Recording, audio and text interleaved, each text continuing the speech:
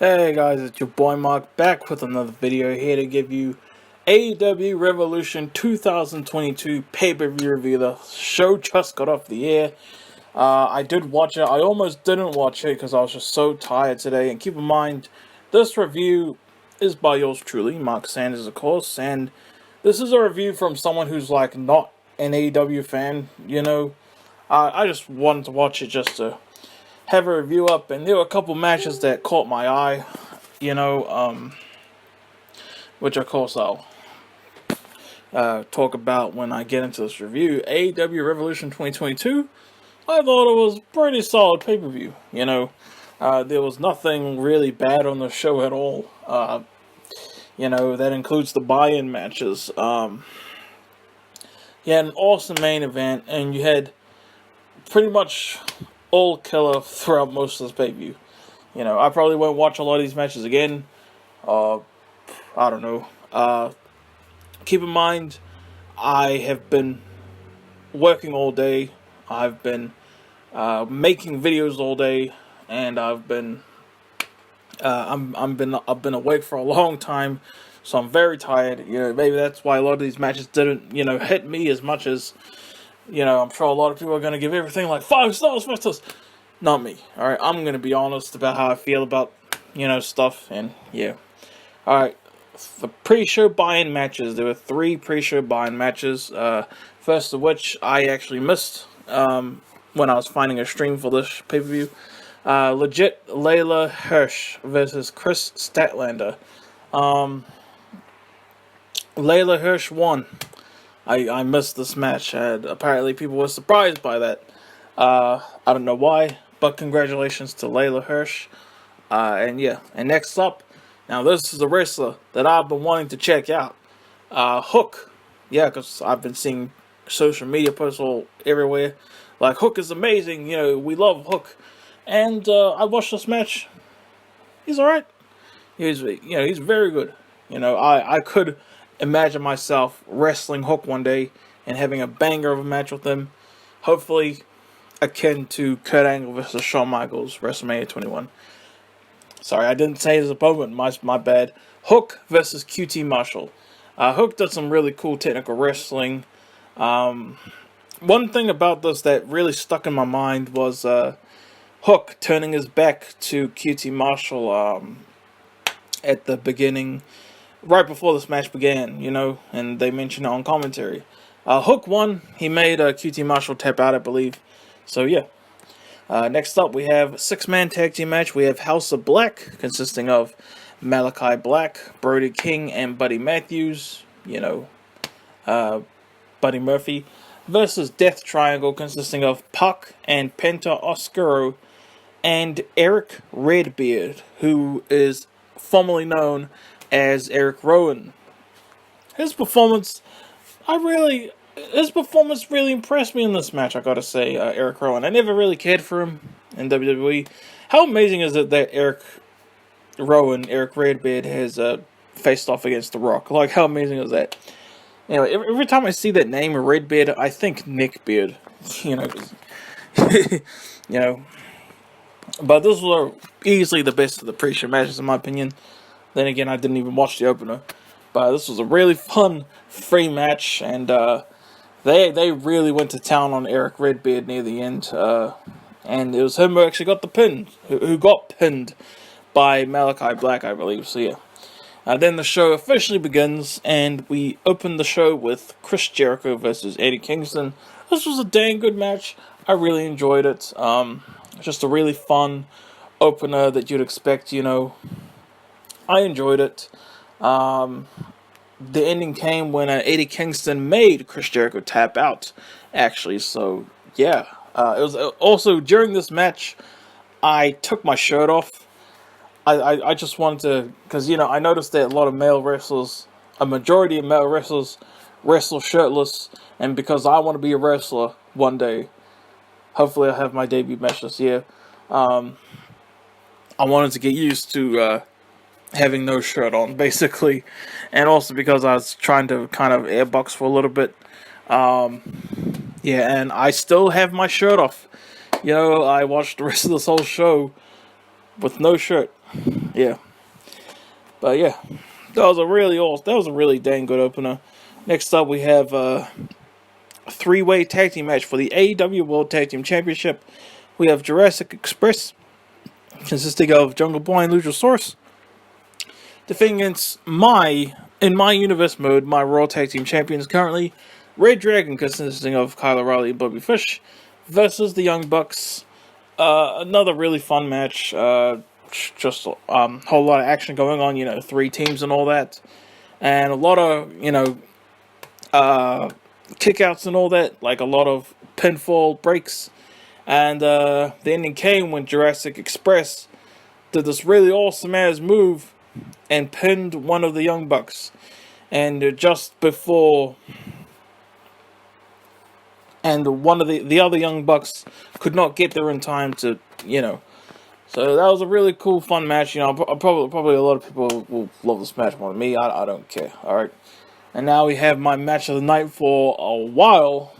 The Face of the Revolution ladder match for a future AEW TNT Championship match.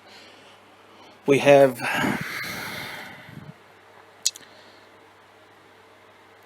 Keith Lee versus Orange Cassidy versus Powerhouse Hobbs versus Ricky Starks versus Wardlow versus Christian Cage.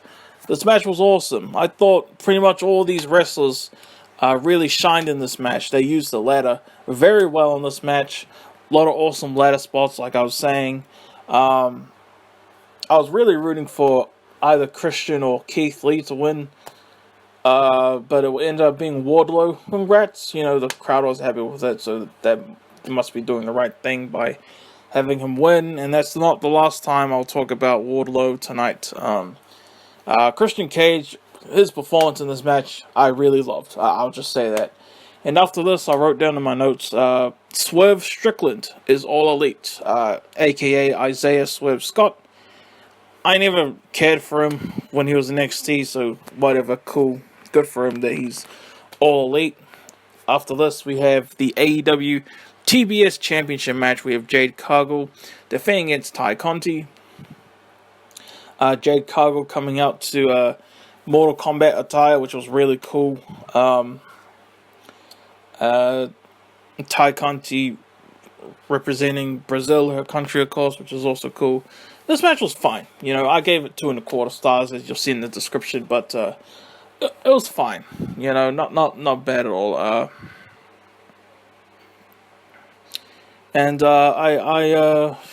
Jade Cargill got the win. It was only 6 minutes long. I can't remember what happened in this match. So Ty Conti loses an AEW TBS Championship match as well as an AEW Women's Championship match. So yeah. Next up, we have the match that I was most excited to watch from this pay-per-view, that being the dog collar match, CM Punk versus MJF. So I didn't watch their match on Dynamite or Rampage, wherever it was. We don't exactly get that over here in New Zealand, but this match was really cool. It was bloody as heck, which was awesome. It had really good storytelling. Before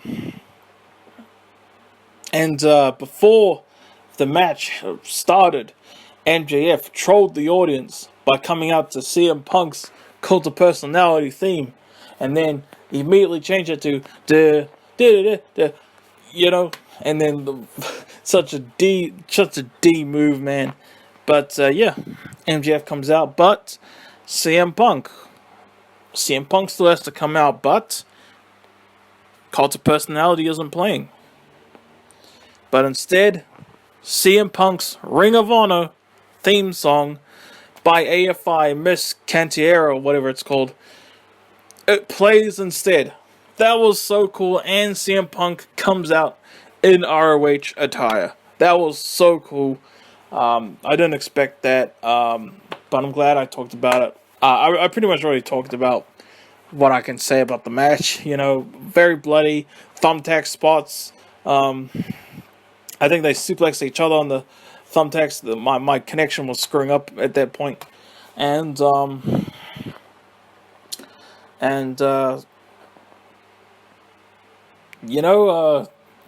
Really good storytelling. You saw a pile driver I think it was a tombstone pile driver on the apron area. That was really cool. I like to start with when they were both in the dog collar, like chained to each other. Like MJF was trying to get away, and CM Punk was just smiling like at MJF trying to get away. That was really cool. CM Punk worked on MJF's right thumb, which really played a part in this match. That was cool, and CM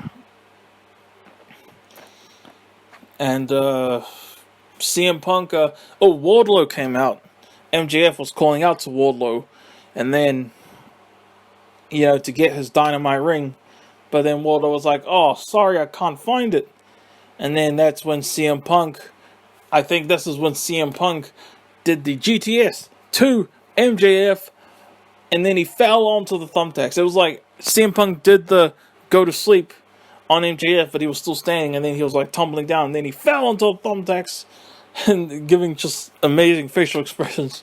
And then Wardlow turns face.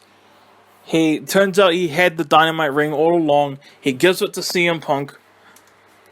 CM Punk picks up MJF. He forces him to stand.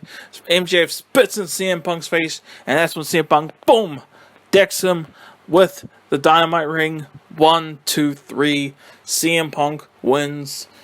Great storytelling and just awesome blood and a surprise face turn. Or at least to me, it was a surprise, But yeah. So that's the match I was excited for the most. And I'm very proud of how I reviewed that match, actually. I really am. Next up, we have the AEW Women's World Championship match. And we have Dr. Britt Baker, DMD, defending against Thunder Rosa. This was a really fun match. And by the way, throughout the show, I saw Pickle Boy and I saw someone else. I think it was Grim with John Cena shirt. So that was awesome. And Bridget. Yeah, they were seen very clearly throughout the show. Yeah, when you recognize someone, it's so easy to get distracted by their appearance. Just saying. This was a really fun match to me. Britt Baker vs. Thunder Rosa. Lots of cheating going on. Ultimately, I'm too tired to remember the whole match, so Britt Baker retains. Cool, just 2 more months, and maybe she will have been champion for a whole 365 days. Just like Hikaru Shida, who she beat for that title. But yeah. Next up, we have Jon Moxley versus Bryan Danielson. This was another solid match. It was really bloody from Jon Moxley's thing. You didn't know who was going to win. It got really sluggish near the end. This was a pretty long match, too, actually. Jon Moxley versus Bryan Danielson. And Bryan Danielson had this specific hold on Jon Moxley for a long-ass time. And he wouldn't let go. But Jon Moxley rolls up Bryan Danielson while he still has that hold on him. 1, 2, 3. Jon Moxley defeats Bryan Danielson.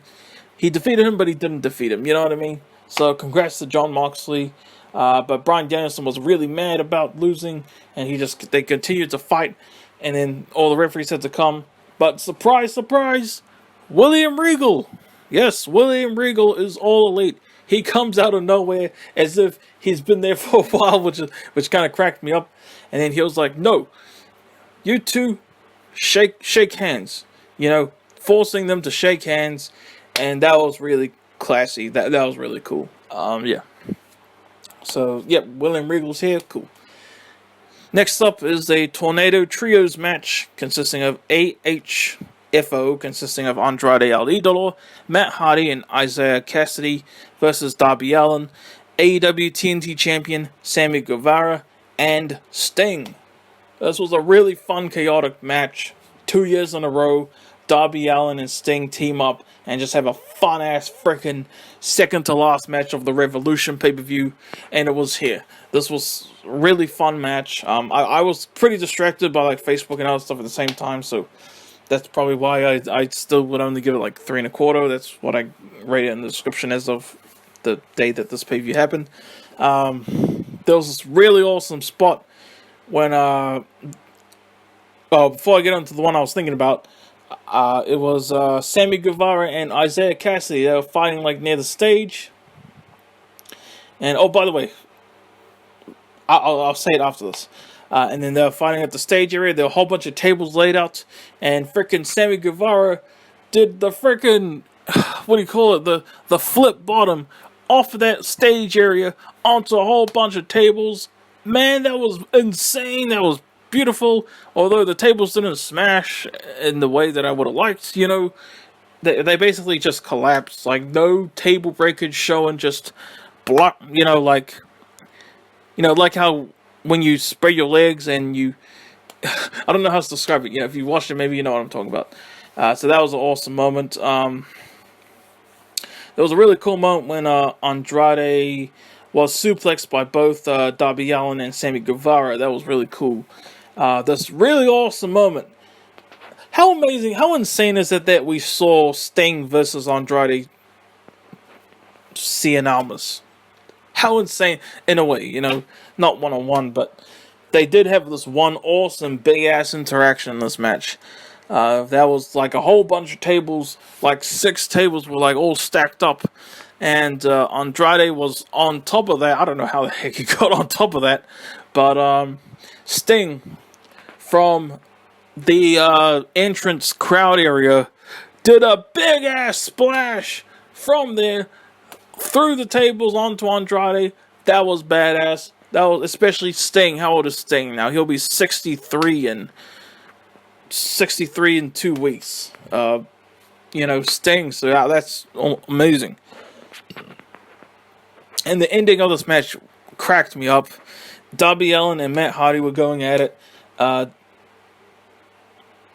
Some cool chest stuff between them. I can't really describe them. Too tired to describe. But Darby Allin has Matt Hardy down, and Darby Allin does a far ass freaking coffin drop, and he didn't even hit. He very barely hit Matt Hardy. It was like he got like the side of his freaking arm skin. That's like he pretty much missed the whole coffin drop on Matt Hardy, And then he pins him 1, 2, 3. Apparently that was enough to pin freaking Matt Hardy. Oh man, still a really fun match. And now after this long ass pay-per-view, we have the AEW World Championship match. The main event: Hangman Adam Page defending against Adam Cole. Adam versus Adam. And by the way, I just remembered that I was going to mention something from the ladder match earlier. I think it was Powerhouse Hobbs and Keith Lee. They were fighting near the stage area, like near the commentator's table. And that's when Wardlow, before winning, obviously, pushed them both off the stage into like a whole bunch of tables. That was really cool. And now back to the main event. Honestly, after thinking about it, I think maybe I like the ladder match more as my match of the night. I know when I started this review, I was like, oh, that was a match. But yeah, I think I like the ladder match a teeny bit more. But this main event was dope. Adam Page versus Adam Cole. This was a really awesome match. It never seemed to rest, man, this match. It was just fast-paced all the way through. Lots of awesome counters. You had reDRagon coming out to, like, cheer on Adam Cole. I almost said Adam Page. And then you had Adam Page's, like, posse or the Dark Order, whoever. I don't remember. To help him out, too. Adam Cole did this awesome-ass freaking Panama Sunrise on to the outside. That was brutal as. And this is when like the Dark Order or whoever came out, was when Adam Page did the what was it called? The name of that, I forgot what it was called. The last right or something like that. The last passage or something like that. He did that move to Adam Cole through the table. That was awesome. That's when like all the guys came out, and then they started brawling. Finishes stolen. Whole bunch of finisher kickouts. But ultimately, Adam Page retains the championship to end this pay-per-view. And yeah, overall a pretty solid pay-per-view. I really enjoyed reviewing it, actually. Like I said, I almost didn't review this. But, yeah. Hope you guys enjoyed your boy's review. I'm your boy, Mark Sanders. AEW Revolution 2022. Peace out, y'all.